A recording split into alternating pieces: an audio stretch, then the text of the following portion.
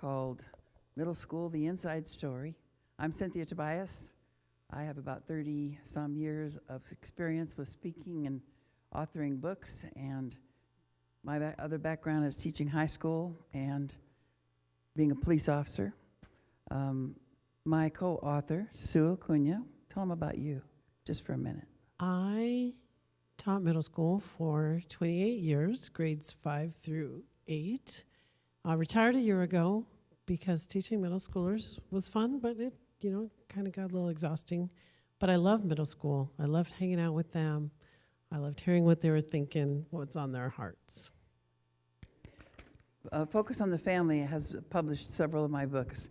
And a few years ago, I got a call from them, and they said, we'd like to have a book that kind of prepares parents for kids and adolescents, and we want the kind of the middle school age, which now puberty is considered like 9 through 13. And they said, would you be willing to write a book like that for us? And I thought, oh man, I taught high school and I loved high school. I was always just a little nervous even thinking about middle school. I've always considered them kind of squirrely and strange because, we all have our niche. And I thought, I don't think I could do it, but I know a person who could do it with me. And so my friend Sue, we'd known each other for quite a while, and I said, she is an all-star middle school teacher at Concordia Lutheran Christian School and has been there for a long time. So I asked Sue if she'd like to co-author a book for me. And she said, let me think about it, yes. So she was prepared. So I had some trepidation. I thought, we sat down and we said, we want to do a book about middle schoolers that middle schoolers would actually like. And we want to really kind of get in touch with middle schoolers. We don't want to do the typical, this is what it is and this is what you do. We need to go to the source. We need to talk to middle schoolers themselves. And so that's when we cooked up the plan. I don't remember exactly how that came about. Do you remember that, Sue? Well, I think it started with just asking my students. I would ask a simple question like, hey, what do your parents do that make you crazy?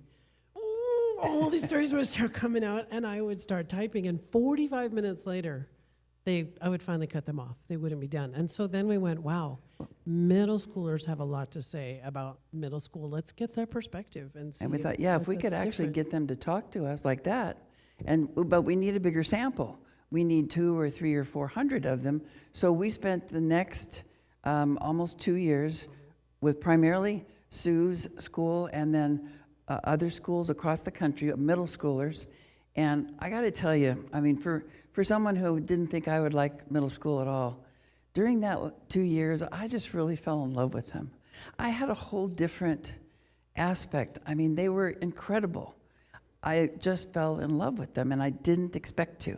And it was all because, really, of Sue and her class, and of getting to know those kids, and getting to put together a book that says, okay, you guys are frustrated with your parents, but we talked to your parents, and they're pretty frustrated with you too. You're kind of a different animal now. And they went, oh, okay. We're proud to be a different animal. And my class asked me, why do people think middle school is so hard? We don't think we're so hard. And I said, okay, let's talk about this. Imagine you've had a bad day, and you're just sitting on the couch, and you've got your phone, you've got your headphones on, and they say, hey, we're going to McDonald's. You want something? You're like, no, leave me alone. And they're like, okay. And then they come back, they're getting ready to go, and they say, we're going to McDonald's. You're sure you don't want anything? Just stop bugging me. Okay. And they go. And they're like, yeah, why are they always up in our business? And then I said, okay, but imagine this. Imagine your parents come to you and they say, okay, goodbye, we're going to McDonald's. And they leave, and you're like, they didn't even ask me if I wanted something. I said, you see how hard it is to be your parent? They can't do it right. And they were like, okay, yeah, I get that. So what we want to share with you tonight, ever so briefly, but is the genuine responses from the middle schoolers. And by the way, this is middle school approved. We have, when we go out and speak and we have a book table, the middle schoolers themselves will run out to the book table and say to their parents, Mom, you need to read this book. You need to have this book. And so look at this page. Read what it says right here. Yeah.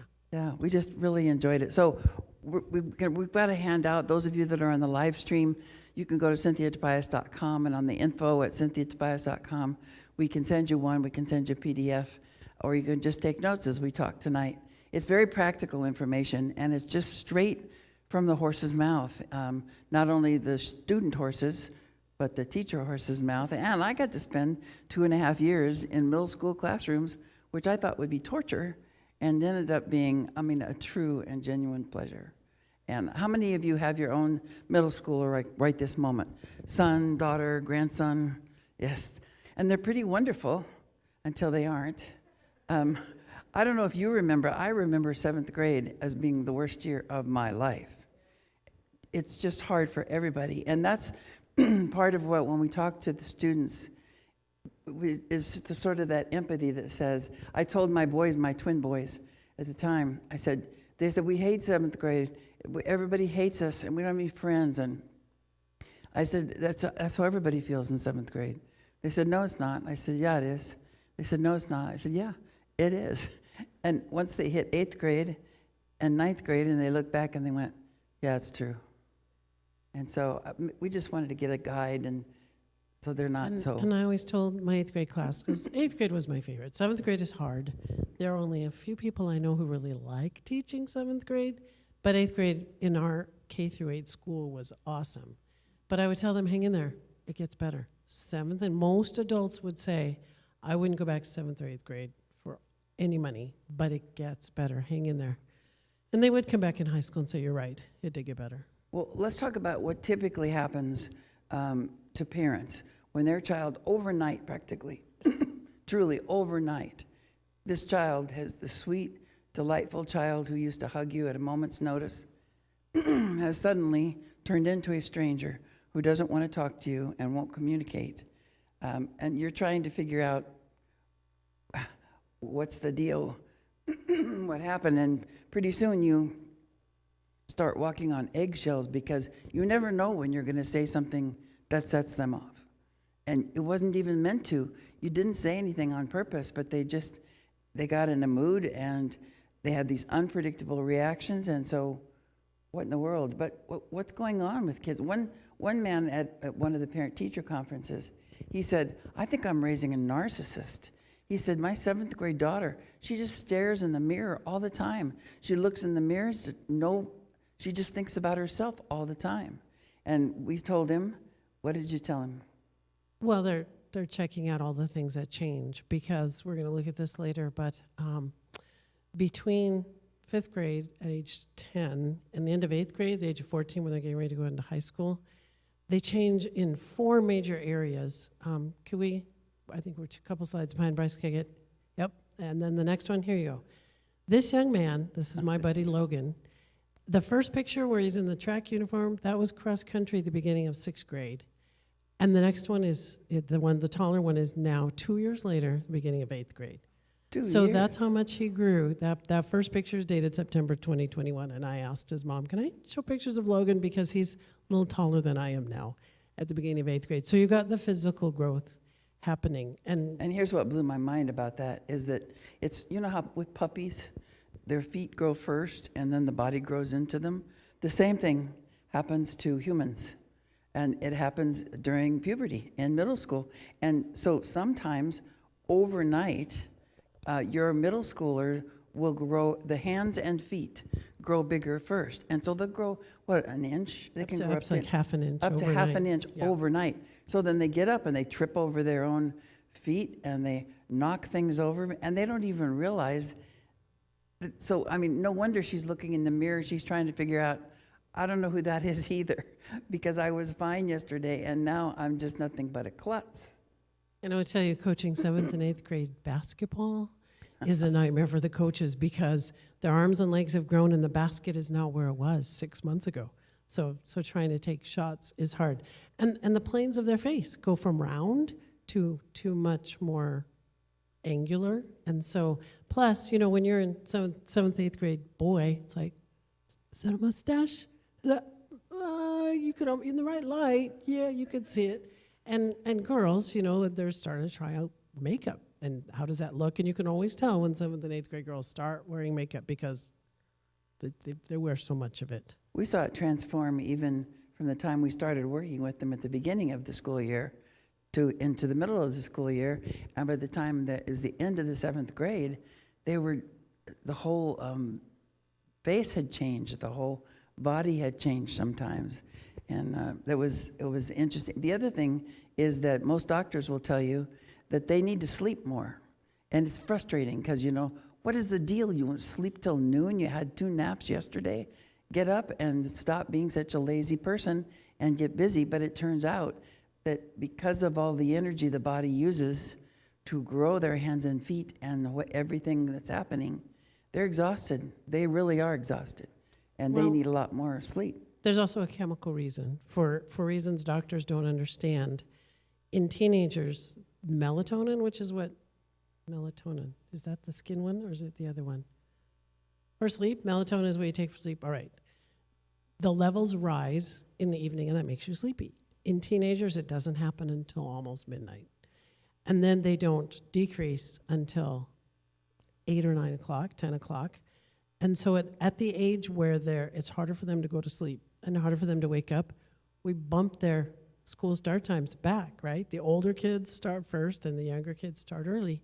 And it really is physically difficult. If you've ever had to get up at 3 or 4 in the morning for an appointment or something, a trip or something, you know how you feel at that moment. And that's how they're feeling at 7 or 8 in the morning. So they really aren't just being lazy. It really is a chemical brain. And it's hard on them in the morning. They're just, even if they're morning people. We lived in an apartment for a year last year, and the bus picked up the middle schoolers at 6:05 every morning. They had to be on the bus, which was already full, fully dressed, and they had to go to school at 6:05. I'm a morning person, but to be fully dressed and going to school outside, waiting for the bus at 6:05, and then they come home at 3:45. Oh, no, if you have sports practice, you're not home till 6:30 p.m., sometimes later. So I don't know about you, but it would make me really cranky. And then that leads us to the emotional development. If you've been around middle schoolers or you remember what middle schooler was like, the moods are whoosh, whoosh, whoosh, and tears because the shirt they wanted to wear today isn't clean, and anger because somebody took the last piece of ham, and then just giddy silliness. They can't stop laughing and they can't even tell you what's so funny. So emotionally, they're all over the place. And of course, we know about hormones, but that also is related to sleep. They're not getting enough sleep, then their emotions are everywhere. And they don't even know what's going on.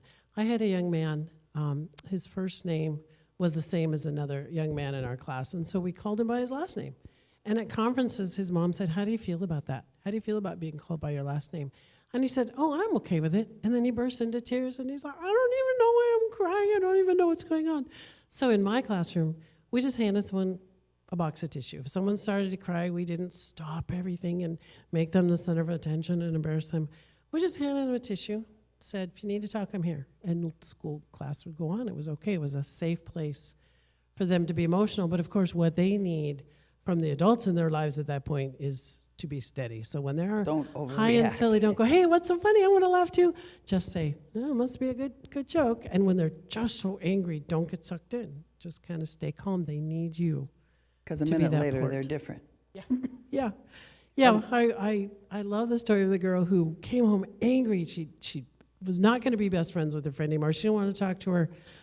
She had said some mean things, and the girl went to her room and slammed the door.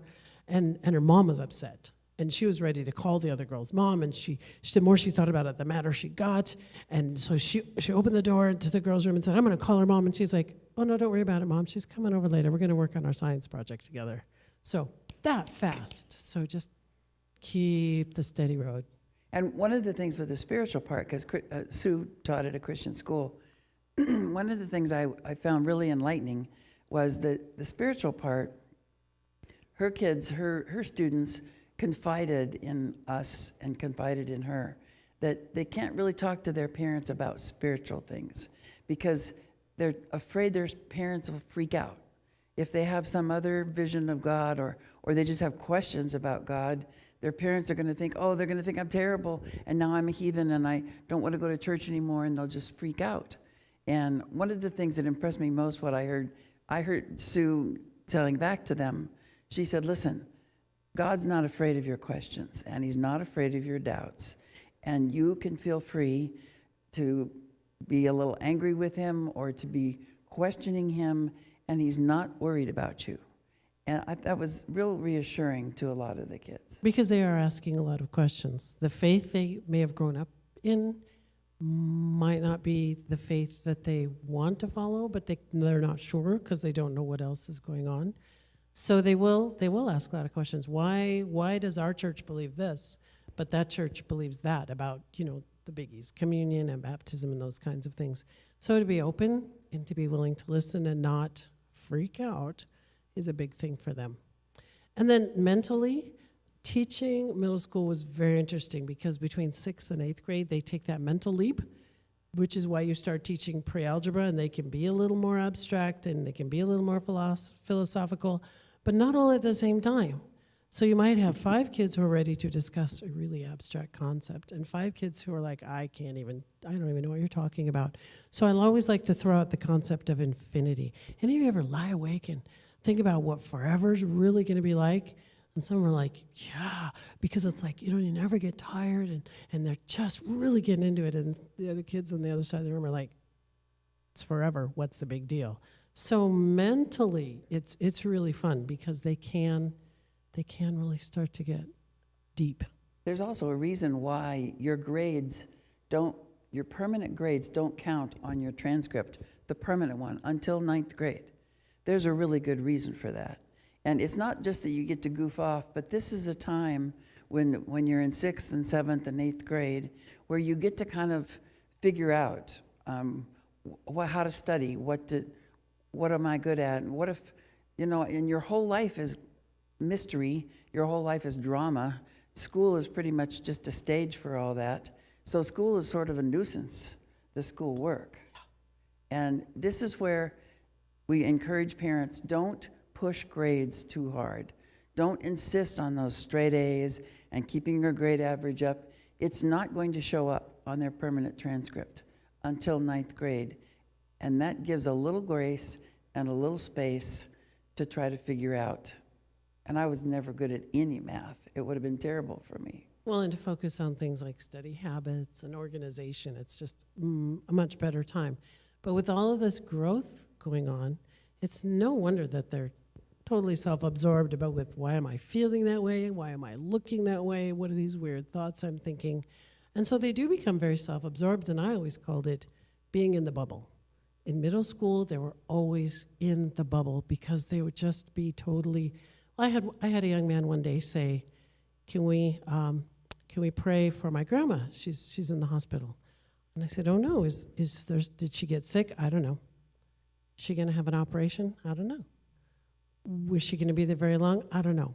Well, tell me, my friend, what do you know? I know that while my grandma's in the hospital, we have to keep her ugly dog at my house, and I want her to get out of the hospital and go home. That's where it's concerned lay. This is where middle schoolers are a little like husbands.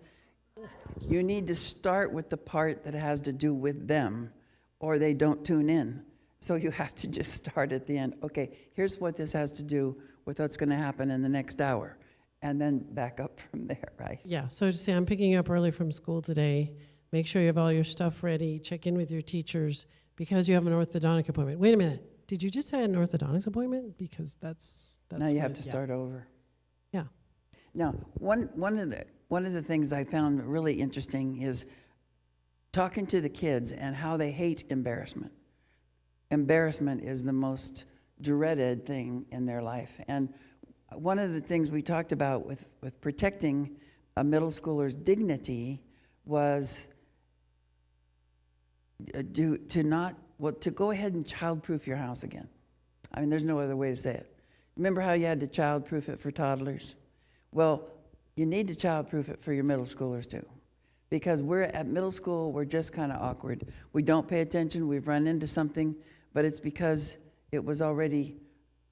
yesterday, I didn't run into it. I didn't have a half inch on my foot. My feet, my shoes, you might have to buy several pairs of shoes as you go. And so the childproofing becomes really important. And they also said, well, or at least Sue had said, just look for ways that you can protect their dignity without them knowing it. For example, you're sitting at the table and they've got their cup, it's really precariously close to the edge. What do? You wait till they're not looking, and you kind of push the cup back up on the table. You don't say anything. If you're bringing them to church with you, going to a movie, what's the deal? Put them on the end, because as they go through to get to the end, they're going to step on people. I would ask my class, how many of you are having trouble walking across the living room? How many of you have bruises on your hips from running into furniture that's been there your whole life? Or you try to go through the doorway and you crash your shoulder into it, and their hands would go up and they'd say, yes, what's going on? My mom keeps telling me I'm so clumsy. And it's all because of those growth spurts that we talked about earlier. They're taller, they're wider, their arms are longer than they ever used to be before. But also, speaking of dignity, middle schoolers are more easily embarrassed probably than at any other time of their lives. And so if you have something you want to talk to their teacher about, or you have a funny story to tell your neighbor, or something that you want to share, don't do it when they're standing right there. It's just the most uncomfortable thing. Or if you need to scold your middle schooler for something, not in front of anybody else. Oh, they were very definitive about that. He said, so I hate it when my mom's going, oh, he did something so cute yesterday. It was so funny. Oh, my goodness, they're mortified, just mortified. Or this one, tell him what happened in class yesterday. Go ahead, tell him. I don't want to. No, tell him it was so funny. Come on, it's okay. Don't be so embarrassed. Forget it, yeah. Just leave me alone. Don't even do that. Now, you have something called discipline in the blue zone. Yeah. So what happens with that middle schooler whose whole life is emotionally chaotic right now? And actually, I want to go back to the bubble for a minute, because I experienced this in person at the classroom, at Sue's classroom. We're in the middle of deep conversation. One of her students comes up and starts just talking to her. And she said, excuse me, I'm talking to Mrs. Tobias right now. And he goes, oh. He didn't even see me. They don't even see me. Focused in, need to talk to the teacher. Right, so when it comes to discipline, you can't use the same things you did when they were a child. It doesn't work. Yeah, well, the blue zone is not just about discipline, it's about even having conversations. So my stepdaughter's only a few years younger than I am, and so she was raising her teenagers about the same time I was. And she got in an argument with the oldest one because he wanted to go to a party. She didn't know the kid. He couldn't tell her if the parents were going to be there. She said, no, you can't go to the party. And he got mad and said, fine, went in his room and slammed the door. She should have left it at that point. She went down the hall after him. She opened the door and said, you don't slam the door at me. And he swore at her, and she called me in tears. My 15-year-old just swore at me. And I said, why'd you open the door? Well, he can't slam the door when he's mad. I said, not the time to tell him. The red zone is when emotions are high. There's anger, there's fear, there's frustration, there's embarrassment, there's sadness. You can't have a reasonable conversation with anyone at that point. I watch my 1- and 3-year-old grandchildren now, and I can't talk to the 3-year-old about being mean to his sister when he is angry and the blue zone. Later, when everything's calm, a car ride is a great time to talk to a middle schooler. Then you say something like, I understand you were angry, and that's why you slammed the door. But in this house, we don't slam doors. And if it happens again, I will take your door off the hinge. I've had parents who told me they did this. I'm like, man, I don't want to see their bedroom every time I walk by, but we did whatever it once. Works. We did it once. So if you have an Just once. important something to say, you want to make a new rule, you want to set the record straight, even if you want to issue a consequence, wait till everybody calms down. Put some space between you and the hot teenager. Call a friend, talk to a spouse, talk to a neighbor, and say, you will not believe what is going on with this kid. Get yourself under control. It's that old put your own oxygen mask on first, right? And then talk about the big things. Hey, the other, in the blue zone, when everybody's calm. The other tip for riding in the car, and this blew our mind, because not only Sue's class, I know I have to skip around a little. Yeah, that's who I am. But we had a whole group of folks on the family. We had a lot of middle schoolers show up too, and we're going, how do we know what's going on in your life? I mean, we want to ask you what's going on in your life and what your friends and about your friends, and you don't want to talk to us about any of it. And they actually told us the best way to do it was volunteer to carpool, because this is the bubble. volunteer to carpool and then have their friends be in there, and then you don't say anything. I mean, don't let yourself say anything. Because if you're just really quiet, in no time at all, they just start talking as though you're not there because they forget you are. It worked when I was working at my desk. They're in the bubble. They'd be sitting 3 feet away, and they'd be talking, and one of them might even say, oh, Mrs. Acuña's right there. I'd say, oh, she's not listening. Yeah. Listening? I'm taking notes. Are you kidding? Use the bubble to your advantage. But if you say anything, the bubble bursts. So if you really want to know what's going on with them and their friends and their mind, just be a silent listener and resist the urge to go. And our third point is you want to, at this point, even though they might be prickly and moody, you want to give them your undivided attention, because the number one complaint from middle schoolers is, my parents are always on the phone. If I come in and I'm trying to talk to them, they don't even look up from their phone. And you're thinking, wait a minute, that's my complaint about my teenager. But think about it for a minute. Do you actually put it down? Do you ignore it if you get a text? That means a lot. I meant to have my phone up here because if I'm on my phone and someone approaches me, and first of all I'm doing this, they know I'm not listening, right? But even just holding it at my side is still, it's right there, and they know if it dings or I get a notification, the chances are I'm going to go, just a second, check this. Yeah. And I have an Apple Watch, which I've turned off a lot of notifications. Set it down, just somewhere next to you. Just make eye contact and say, I'm all ears. I'm all ears. Visually remove it so it doesn't look like a temptation. So they do understand. You actually are listening to them and you're not paying any attention to the phone at all. And then maybe follow they'll your own rules. If they can't be on the phone at dinner, this was big complaint from them. We can't be on the phone at dinner, but my parents are on the phone. So, follow your own phone rules, but boy, the phone, it's a big deal. Yeah. And then the last one, leads right into that. Model what you want. If you expect your middle schooler to say please and thank you, then you should be saying it too. Not, you need to get to take that trash out, but you take the trash out now, please. If you want them to say thank you, you need to say thank you. And again, I spend the day with my 3-year-old grandson, and we want him to learn to say please and thank you, and same thing with 3-year-olds. You've got to model it. I'm so tired of hearing myself say please and thank you. Come over here, please. Thank you for doing that.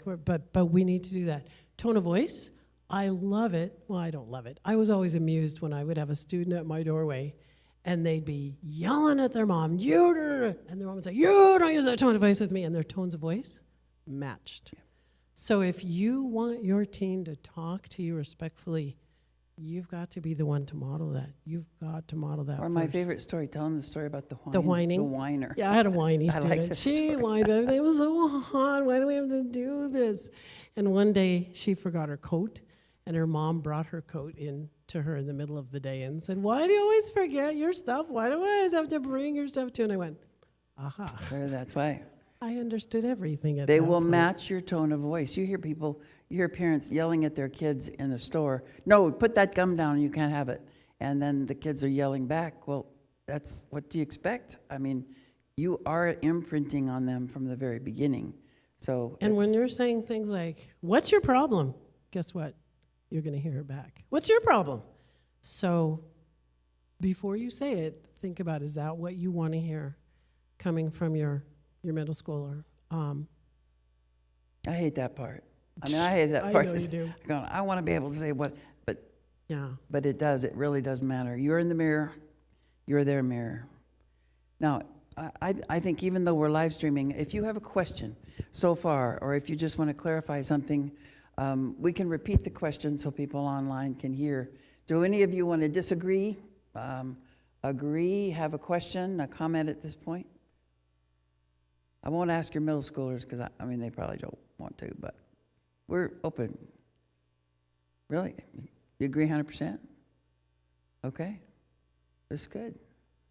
They agree. All right, what's next?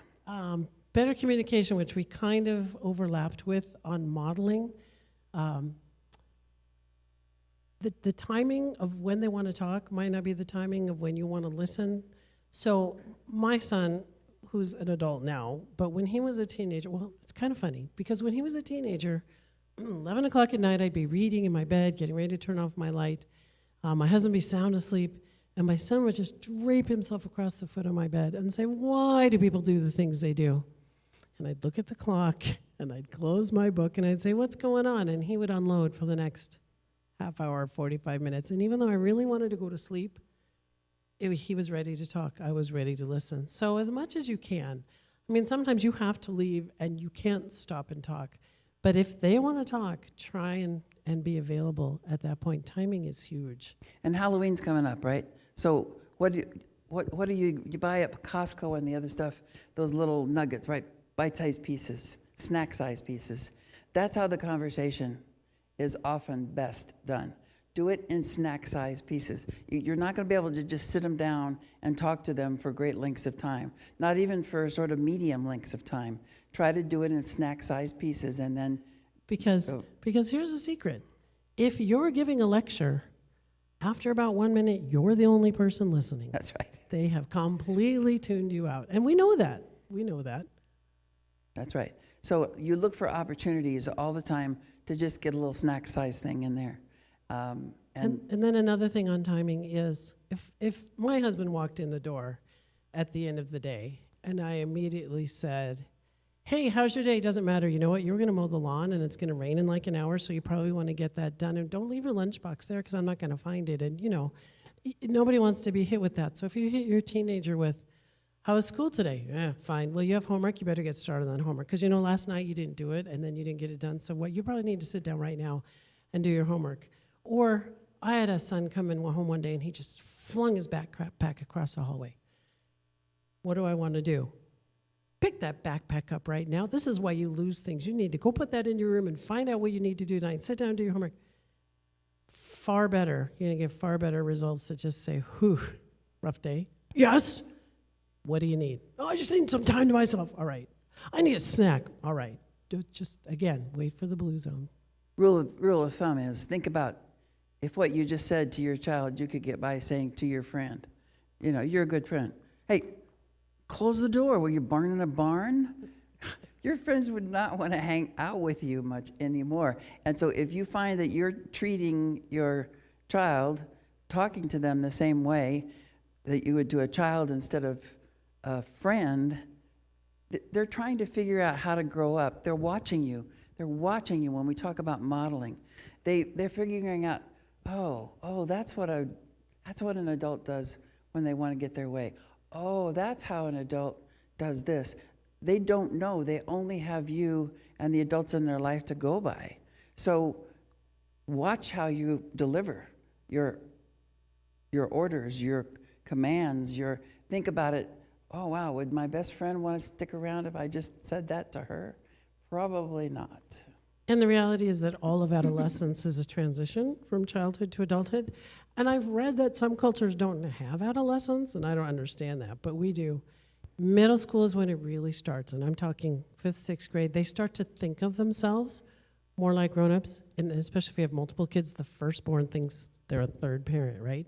But they start to think of themselves more like grown-ups, and they want sometimes to be treated like a grown-up, but they want the freedom to still behave like a child. I was going to say, sometimes they don't want to be a grown-up. Right. But sometimes they do, and you may not know the difference right away. I took my 8th graders on a field trip to the Pierce County Courthouse. They walked through, all of the security, and they were very respectful in the elevators. We sat in on some drug hearings and actual capital punishment hearing upstairs. I don't know if they let you do that. They were very quiet. They were very respectful. They thanked our tour guides. It was awesome. And then afterwards, we went to a picnic. I just had a lunch. I took our lunches to a park for a picnic. And they got off the bus and saw that open grass, and they just took off yelling and screaming and doing cartwheels, and they had reverted quickly from young adults to old kids. So I always, as a middle school teacher, I was most successful because I spoke to them like adults. And I wasn't surprised when they responded like kids. I have a question. Yeah. Oh, no. Can we take a break and have a cookie and cup of coffee? Do you need a break? Yeah. It's you. Well, has it only been half an hour? It's been half an hour. Okay, I'll wait 15 more minutes. I play the middle school part She here. loves that. She loves that part. We're in about 10 or 15 minutes. We're going to give you a break for cookie and coffee. And if you've thought of something that you wish we would address, then you can feel free to talk to us at that time and not have to ask us in front of everybody. It's the inner middle schooler in all of us. Yeah, don't make me walk up to the front. Yes. Well, our next point is tone of voice, and not just, the modeling the tone of voice you want, but I would have kids come back from art class, and they would say, yeah, Mrs. Bowers yelled at us because we didn't put our stuff away fast enough. And I'd say, okay, wait a minute, let's define this. When you say yelling, did she raise her voice and actually scream at you? And they're looking at me like, no, but she got mad at us. Oh, okay.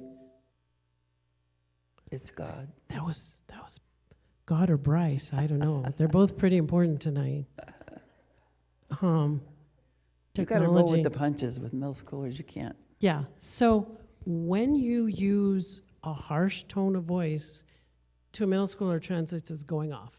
Oh my gosh, you just went off on me because I had to get up and sharpen my pencil. I went off on you.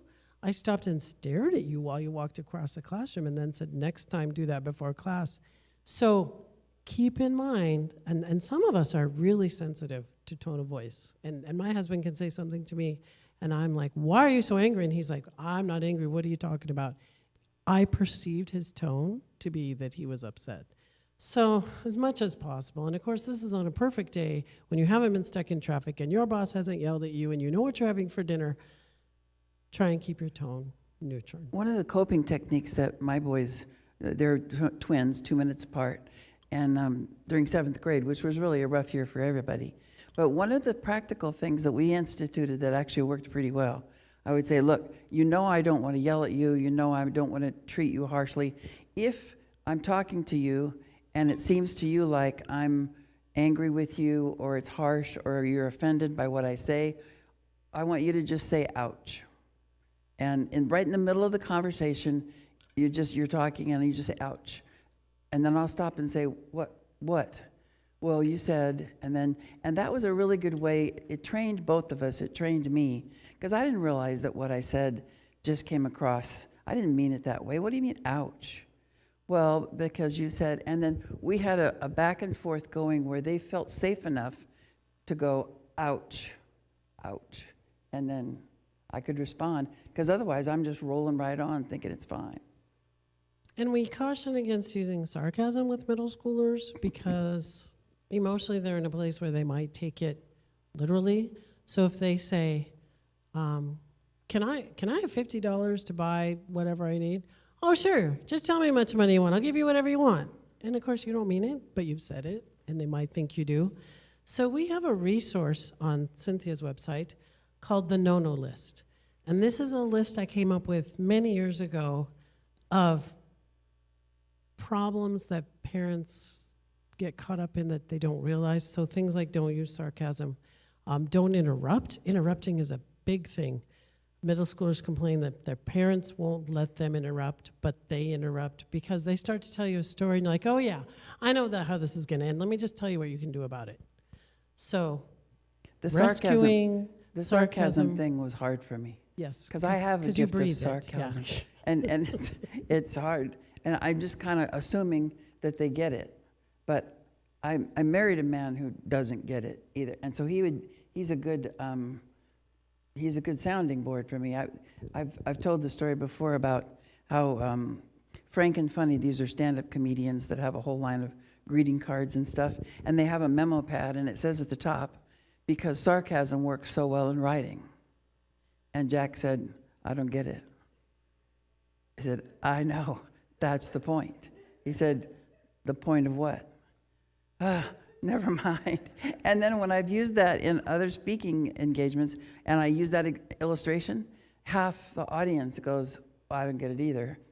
And the other half is going, oh, I get it. So the bottom line is you can't really afford, like you say, Sue, you can't really afford to use sarcasm on middle schoolers because it might hit them as a fun, just you're being sarcastic, but the chances are much greater that they're offended and they're taking you at your word and because you said, oh, I didn't mean it. That's ridiculous. Of course I didn't mean it. Well, how am I supposed to know that? So I really had a hard time with sarcasm. That's just a confession. I still do. I get you. You're okay. So our next point is focus. And this is the toughest thing as a parent and as a teacher, I think, is to just listen when your middle schooler speaks. Let them tell you the story. We've been rushing in and rescuing them since, my 1-year-old granddaughter's learning to walk, and if I think she's about to fall, I run in and I protect her from that. I don't want her to get another bruise on her head. When they're 12, 13, 14, by now you shouldn't be solving all their problems, and guess what? They don't want you to. So when you come home and they complain that a teacher has been mean to them or a student has taken something from their lunch, and you immediately put on your super parent cape and fly in and say, I'm going to take care of this for you, it's probably not what they're looking for. Sometimes there are big situations. This kid's been taking something from his lunch every day all year. That's a big situation. But if they're just blowing off some steam, just venting, your best response is to use empathy and go, oh, sounds frustrating. Oh, so annoying. I heard my son, I have an adult son who lives at home, doing this to me the other night. I complained about something. He goes, whoa, Mom, that sounds so frustrating. I felt heard. I felt like I could keep telling him the rest of the story. He's using your tactics on you. You realize that. I know. They've been raised this way. And my oldest son is married. And I'll hear him saying, oh, baby, I'm sorry. That sounds frustrating to his wife. So that's okay. So as much as you can use empathy and resist the urge to interrupt, oh, yeah, that happened to me when I was in 8th grade. Don't worry about it. It'll be fine. Or criticize. Did you really think that was funny? They're telling you a story about, I don't know, some poor kid who passed gas in class and everybody broke up laughing, and you feel for that poor kid who's so embarrassed. And you say, did you think it was funny? Has that ever happened to you? You can say all that later. And a totally unrelated thing, the Franken funny card says on the outside, don't ever lie about passing gas. You open it up and it says, people will think you smell that way all the time. You just have to have a sense of humor with middle school, too. Yes, absolutely. Yeah. And sometimes it's with not your co-authors, too. Yeah.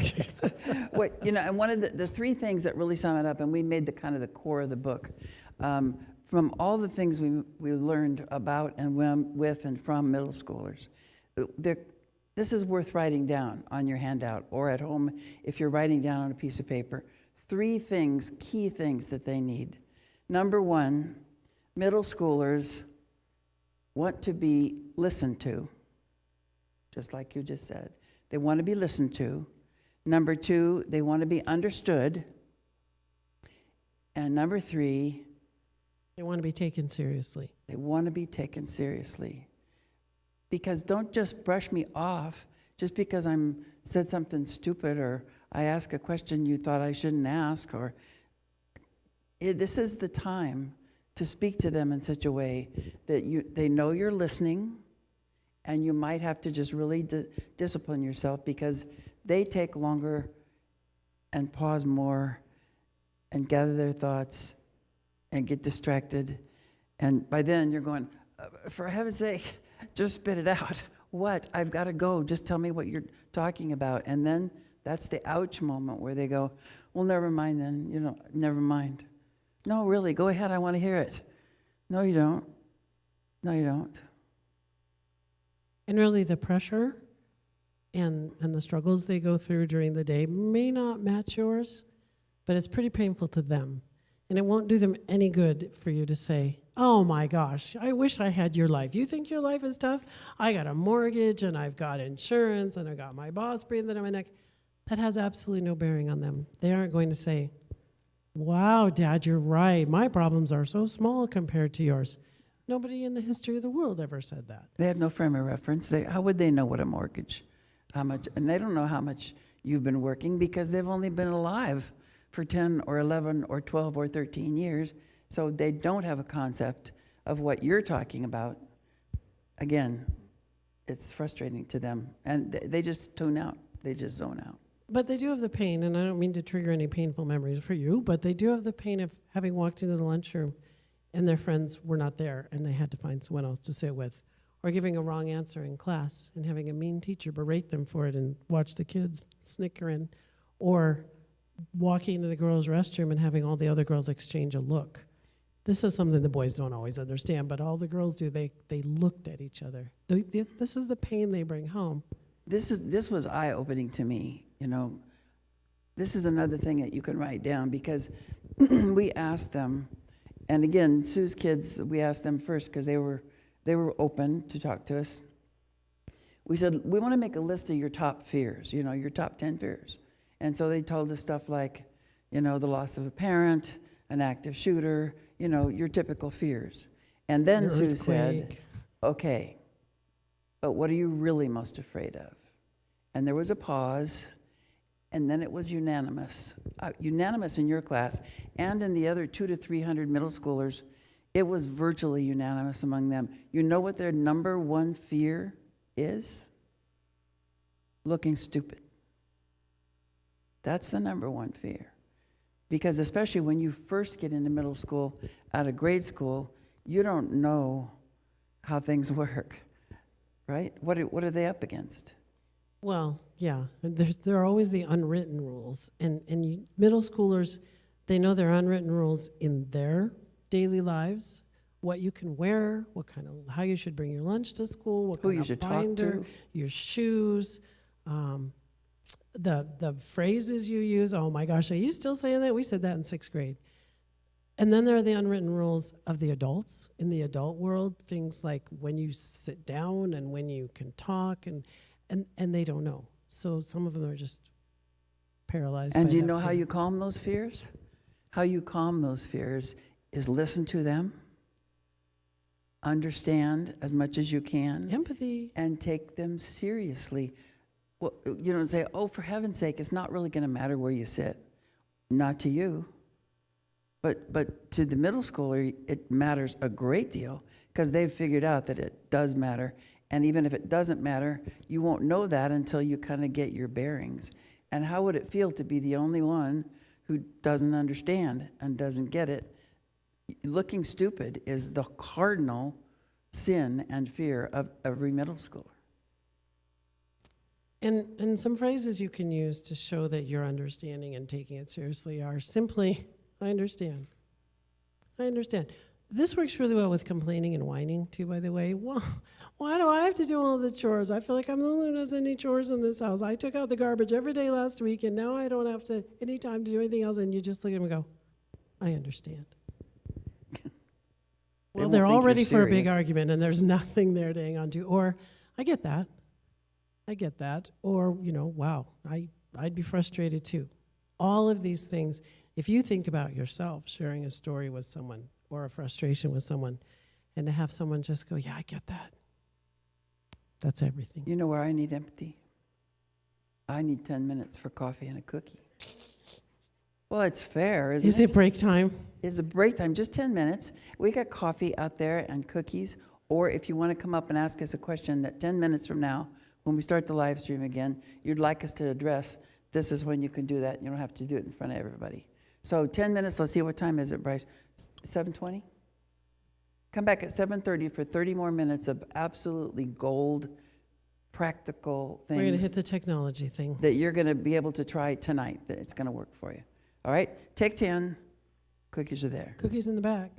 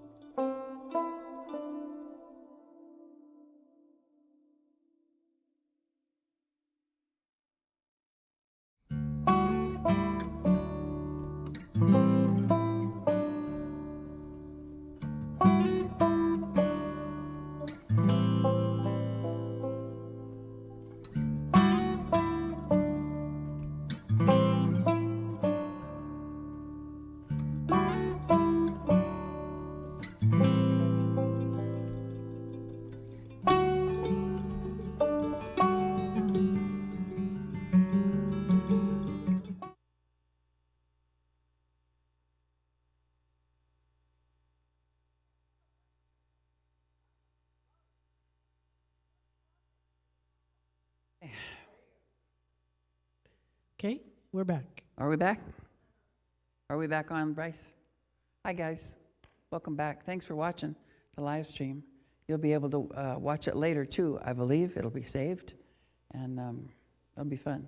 Thanks for joining us tonight. We want to just, before we talk about the technology as we wrap up, we want to go backtrack a little, Sue, to the whole idea of, with the communication, trying not to be so bossy. I'm talking about us, because we do tend to, as parents, we get a little bossy, we get a little snippy. Oh, for heaven's sake, I've told you 3 times. I don't want to have to tell you again. And that's not usually positive, is it, Sue? Well, and you might have seen it. Cynthia wrote a book called Dealing with the Strong-Willed Child, but it's called You Can't Make Me, But I Can Be Persuaded. And I like to say that book saved my firstborn's life, because in our firstborn, my husband's stubbornness and my obstinacy met. And this was the most strong-headed kid. At 3.5, we figured out, and you tell the most wonderful stories, you can't force a child to eat. And we had tried everything. We tried flying the airplane and racing daddy and dessert afterwards and only this much. And he was just like, he sat at the table for 2 hours and would not eat his dinner. And we finally put him to bed. So we didn't know what to do with him, because he was one of those, you can punish me till I die, I'm not going to do it. And then I win, because I'm dead anyway. So when he was about 10, just heading into puberty, I discovered her wonderful book. And she has some great tips in there, and the most wonderful one is that little magic word, which is not please. You want to tell your story of the little magic word? The magic word. I'm sorry, Cynthia, you want to tell your story about Is your magic okay. word, okay? I am going to tell it, because the person that I use is in the audience. My niece, all grown up now, is in the audience. I discovered with Tracy, the strong-willed child, when she was just about 8 or 10. Emily, you got to listen to this. This is your mother. Emily, now she has a strong-willed child. But she was 8 or 10, and we're ready to go somewhere, and I say, Tracy, sit down, put your seatbelt on. She said, no. I said, put your seatbelt on. She folded her arms, and she put her head up in the air, and she said, no. Well, what have I got now? I got nothing. I got an 8-year-old who is bound not to wear her seatbelt. Well, fine. Then we can't go anywhere. We can't go. We're just not going. Great. Who just got punished? That would be me. So I tried a different tack. Tracy, put your seatbelt on, okay? No. How come? It's too tight. I don't like it. Well, here, let's just loosen it up, and then we'll put it on, okay? Okay. 8 times out of 10, the okay at the end, it doesn't mean you don't have to if you don't want to. It means, hey, there's a little room for negotiation, but I really need you to do this, okay? And a lot of times, before I even realize it, I just say, okay, oh, I just agree to it. And because it rocks you into cooperation. Hey, I just need you to take that trash out, okay? Okay, oh, I don't, it's an interesting way. And again, talking without the orders. I told you to take the trash out. You said you would take the trash out before dinner. It is dinner time, and that trash has not been taken out. You need to do it now. Well, what are the chances it's going to get done? No, because I could die first, and I don't care. I mean, figuratively, I died many times.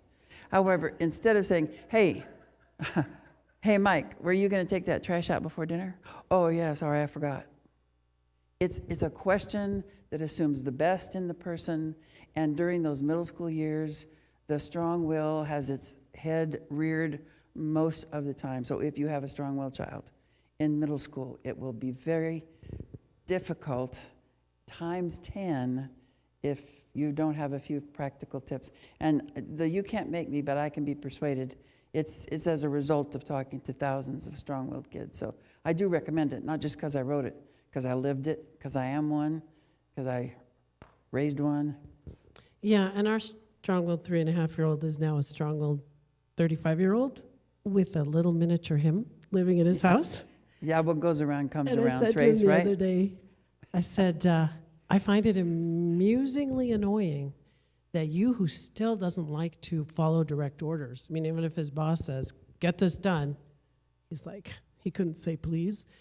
I said, you expect your son to obey your direct orders. And he said, I'm working on it. So Just the other day, my helpful. husband, he knows how strong-willed I am. We're at Mr. Jalapeno, the restaurant, right? We got a leftover thing to take home. And he hands it to me and he goes, here, take this. I said, seriously? What? Take it. Take it? How about take it okay? Or take it please? Take it? Oh, fine, he says, and he just took it. Well, that's good, because, and it's so in many ways ridiculous, but it's really accentuated with that strong-willed nature that goes, what, you can't say okay? You can't say please? You can't say, would you mind doing this? But you just bark an order back at me? Well, yeah, that's what you do to me. Well, that's beside the point. And a 13-year-old who's starting to consider himself or herself an adult does not want to be told what to do. They want to be invited in. If you know anything about love and logic, they want to share control.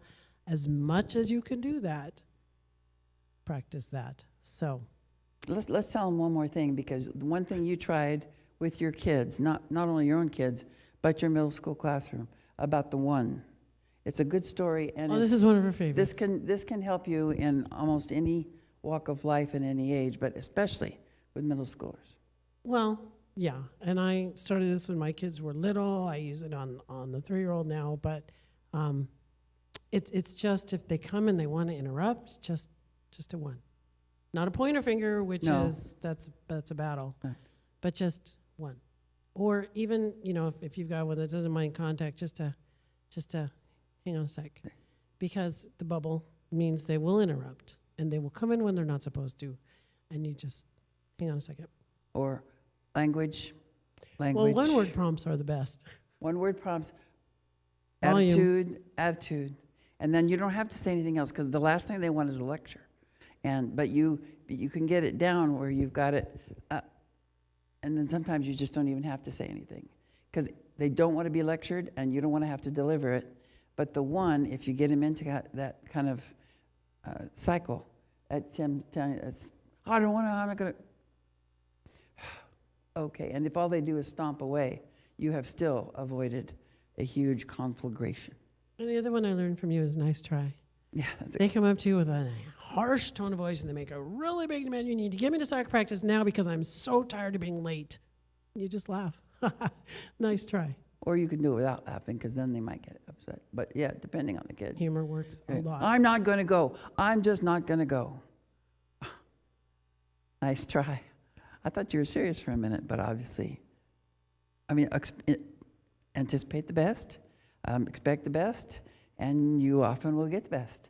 Now, there will be times with accountability that you might have to do it the hard way, but oh my goodness, what would you say, 8 out of 10 times? You don't have to do it the hard way. It's amazing. Yeah, but again, I follow a parenting group right now to learn how to parent, how to help raise my grandkids. And what I love is they give parents the 80-20 rule. They say if you get it right 80% of the time, and 20% of the time you're saying the wrong thing, and you're getting involved in an argument, and you're stomping off, 80% of the time you're good. So give yourselves a break, because like I said, if it's not been a good day, and now you've got this teenager in your face, you're probably not going to use empathy and give yourselves a break. I'm not good with fractions, though. I was never good with fractions. Yeah. And I'm a strong-willed person myself. You just so said 8 out of 10 times I twice. know 8 out of tonight. 10 times is a fraction. That's I just know your that. favorite But, fraction. It's the same thing. Yeah. I don't want to think in terms of math. I was the math teacher. And not me. I was an English teacher. So going on to technology. All right, let's talk about technology. Actually, before technology, because this is our night for interrupting each other. During the break, I had someone talk to me about teenagers with really big feelings. They're dealing with really big grief. And her question was, what do I say? And my answer was, you follow their lead. And if you have a kid who's just upset maybe because they didn't get the class they wanted, or they didn't make it into the drama, and you've got big feelings, and you don't know what to say, because what do you want to do? You want to make it better? Sometimes you follow their lead. Sometimes you just let them know, hey, I heard about what happened. I'm here if you want to talk about it. I don't want to talk about it. Okay. And then they might turn around and go, but, da-da-da-da, at which point you're like, Okay. And that's a good question to ask, because in the heat of the moment, you ask, don't just automatically start talking to them and trying to fix it. Just say, do you want to talk about it? And they'll either say, no, well, but and then they might just keep on That was my talking, son. yes. Or they want to stomp away for now, and then a little bit later you can say, you ready to talk yet? Almost. But And again, then if they come back and you're trying to catch up on Facebook or solve the Wordle, Yeah, put it away. Put it I'm all away. ears. I'm all ears. Snack-sized pieces and put away the tech. I'm hungry for Halloween candy. You should have had Talking that about cookie. the snack-sized pieces. Okay, on to technology. I don't know how much longer she's going to last. Yes. So whenever we've met with parents, they always want to know, how do you deal with kids who are always on their phones? We already talked about one way, don't be always on your phone. But also, you can certainly make rules in your house where there's a no phone zone. Again, just be sure you're... This didn't even used to be a thing with middle schoolers, did it? I mean, No. you know, it's just been in the recent years where, I mean, you wouldn't have even considered giving a 9-year-old a cell phone or an 11-year-old a cell phone even. But nowadays they say, well, I want to be able to get a hold of them. I want to be able to know where they are. So what kind of phone would you even deal with a Honestly, middle schooler? if for years I said, don't give your kids phones till they're like 15 or 16. But now so many kids have phones that if you have a class of 8th graders and there are 2 kids who don't have phones, it can be tough. It can be socially tough because they didn't see the TikTok. They weren't part of the Snapchat. They weren't part of... So that's a parenting issue. If you can hold off, more power to you. But if your teenager has a phone, and like you said, many 10 and 11-year-olds are already getting phones, though I do like more parents are discovering you can give kids texting-only phones or calling-only no phones internet. with no internet access. And that would be your best bet. So my first tip is phones should not be private. I'm always horrified when a parent says, oh, I would never look at what's on her phone. Seriously? Would you allow your 12-year-old to have a stranger in their bedroom with the door shut? A strange adult in the bedroom with the door shut? No way. With no way what's going on? The phone gives them access. As soon as you put an internet phone in their hands, they have access to the whole world. And that's the price if you're getting a phone. You tell them, the price of getting a phone is, it's not private. I can see everything on it. I have your password. You can't have anything secret on it. That's the price. If you don't want to do that, you don't want a phone. It's either worth it or it's not, but you cannot be on the internet. It's not like I mean, a diary. ideally, that's... It's not like a journal that you might think, well, I don't want to read what's going on. The phone literally lets them access anybody, anywhere in the world. And you think about some people you've seen out on the street lately, and you worse, wouldn't let them in the lets bedroom. them access your child. So, That's much more dangerous than your child accessing them. They can find them. They can find them with the electronic footprint, and they can find you. and I asked, I used to be a cop. just 2 years ago, I had a small group. It was like 15 7th and 8th grade girls, all but 2 of whom had phones. And I said, how many of you have been on the receiving end of sexting, where someone sends a picture of themselves undressed? Almost all of them had. I said, what'd you do about it? Well, they were so used to it. They were so used to it. They said, I just blocked that person, delete the picture. But the picture's been seen. This is like being flashed in the parking lot, except it's right there and they have your phone number. So nothing should be private. And that's just a shock to some parents. If you don't want to keep track of their passwords, just tell them, on demand. If I pick up your phone and go, hey, what's your password? They need to give it. Yeah, you don't have to like check their phone every night and all the time, but you have to say, hey, just a spot check. Hey, what's your password? I just need to check the account here. And don't put anything on your phone that you don't want your parent to see, because why wouldn't you want your parent to see it? Well, and yeah, browsing history, all those kinds of things. And then our second one is phones should be charged where you can see them, because I can't tell you the number of students who told me about being on their phones after hours. Oh yeah, I told my mom I turned it off. I didn't turn it off. I was still texting yeah, you sent me a text at midnight last night. Well, that's because you texted me first. Or they're watching videos and you have no idea what they're watching. Or they're engaged in conversation with you have no idea whom. And we've all heard the stories of kids being lured away to meet somebody. So if you can put it in your room Because if you put it out on the kitchen island and your bedroom's off there, sneaking out to use your phone is a modern equivalent of sneaking out of the house. And I heard stories. I'm not naming any names here, but I did hear stories of kids. I did have one mom, though, we were speaking in Denver, and she had an 11-year-old, and she said she had, her daughter was only allowed to use mom's phone. And so mom had the phone charging next to her bed, and she woke up to her daughter pulling her thumb over to try and use mom's thumb to unlock Without the waking her up. screen without waking her up. Yeah. So you can actually get boxes that lock and the cords go out and can charge if you have, that kind of situation in your house. But when they go to bed, the phone does not go with them. That also means the watch doesn't go with them.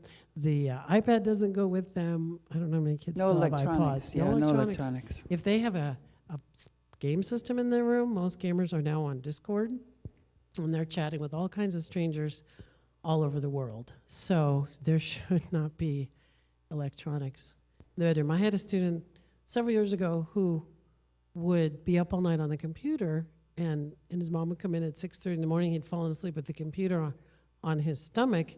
He had convinced her he was just using her laptop to listen to music. So no electronics in the bedroom. Well, what if they're going to have programs or apps on their phone? How can you find a safe app? Are there any? Yes, but you have to do your research. So I just shared a Facebook post, and I wish I had looked it up before I came.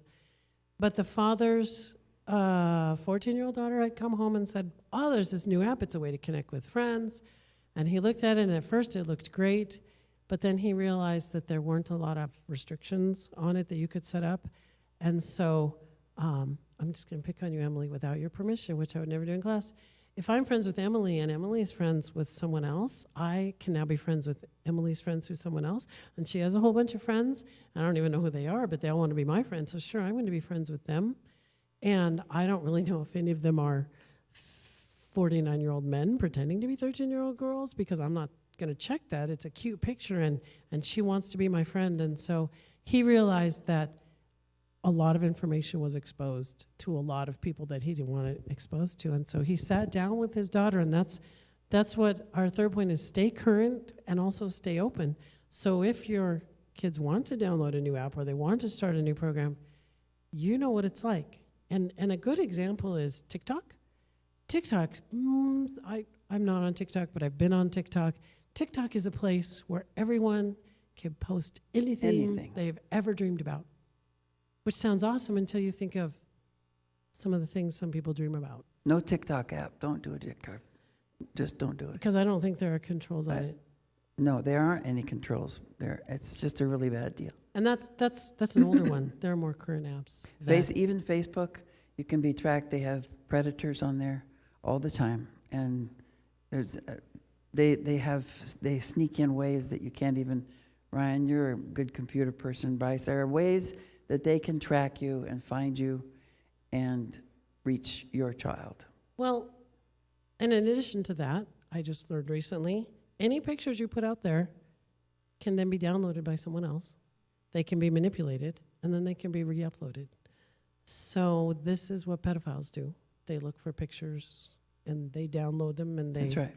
create all kinds of pictures, and they re-upload them, and you don't expose your kids to that. So, And they can also adjust the pictures, alter the pictures. So a fully clothed 13-year-old can suddenly not be, but it has your child's face on it.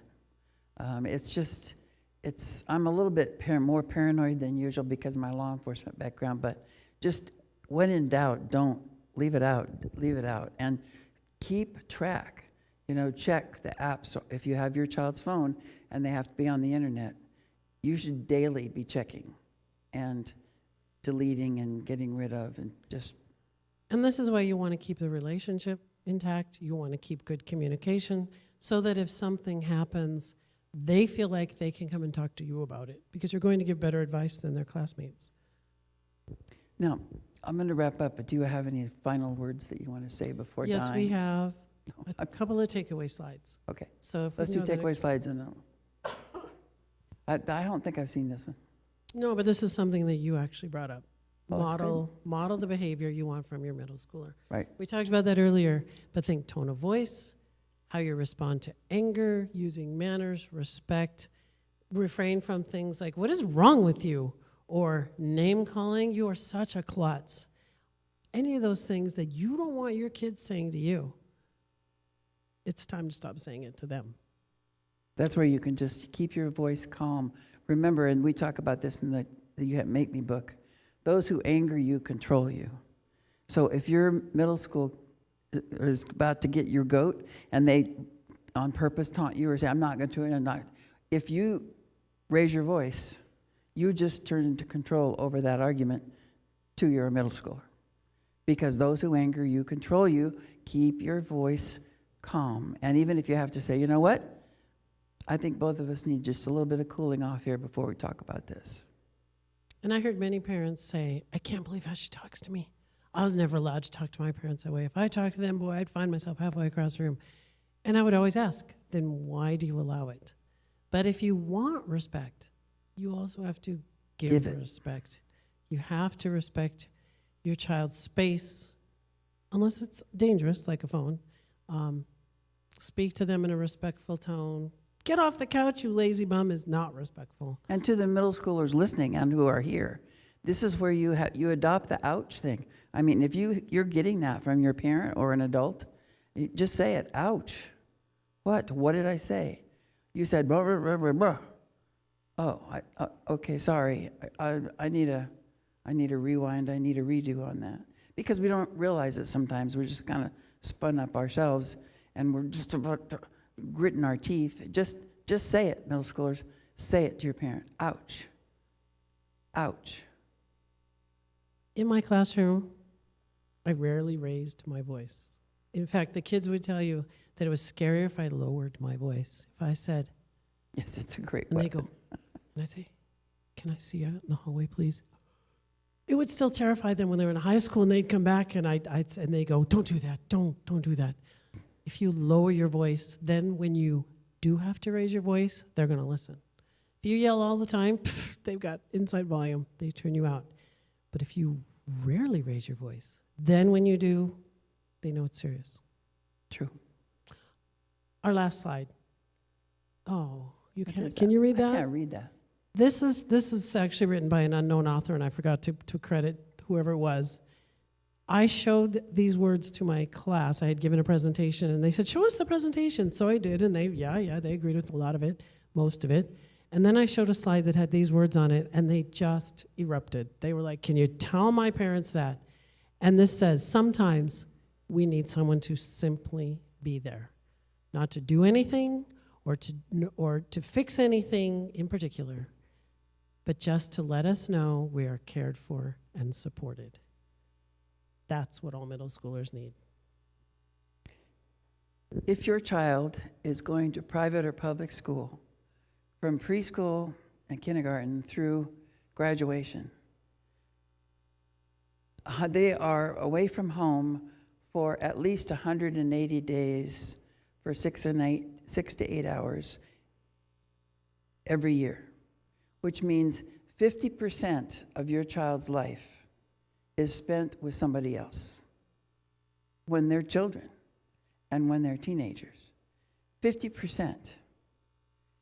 Here's one thing I discovered that I really loved about middle schoolers, and contrast to high schoolers that I taught. Those middle schoolers, they're still wet cement. It hasn't set yet. It's not set in stone. It hasn't hardened or dried out. By the time they're in high school, there are parts of that driveway and parts of their life that are pretty much not going to change much. You had your chance, but a chance is gone, and it would have to be actually jackhammered out and replaced, and that often doesn't happen. They're wet cement. And these kids that we talk to, oh my goodness, the precious time, the sweetest times were when they could ask really honest questions about God, about their faith, about, oh, I just didn't know what to do. They couldn't ask their parents that question, but they could ask a trusted adult the talk, and we talk about that in the book. They may not want to talk to you about it, but there might be a trusted youth leader, a trusted adult, an aunt or an uncle who they can talk to about. They need somebody that they can talk to that will listen, that will do their best to understand them, and that will take them seriously, not just say, well, you're just a kid, you'll understand it when you're older. They don't need that. They're wet cement. They're forming their view of the world. They're forming their view of their intelligence, their self-esteem. They're forming their view of God. And this is one of your last few, very few opportunities to speak into their lives and help put into the cement something that will stay as a solid foundation. Let's be careful. Let's be diligent about it. Be serious about it. Our children, the foundation has to be there. Don't use your last few opportunities with the wet cement and spend it in arguing and frustration and exasperation so they don't really listen to you. It's more important than ever now that they get your morals and your standards and your values, because they're going to get 50% of their time. Unless you homeschool, they're going to spend 50% of their time getting someone else's point of view. Want to pray? Okay, I'd love to. Lord, I just want to bring the folks before you tonight, the middle schoolers that are here, their parents that are here, those who are listening and watching on the live stream. Precious lives, Lord, and precious opportunities. Let us not squander them. Let us practice. Let us ask for grace and wisdom from you. And let us not take lightly this wet cement it's still available for us to make a difference, for us to make an impression, for us to set a foundation for the rest of their lives. Thank you, Lord, and may everything we say and do be a model for our children of bringing honor and glory to you. For it's in Jesus' name we pray. Amen. Amen. Thank you for coming. We'll be available if you want to talk afterwards.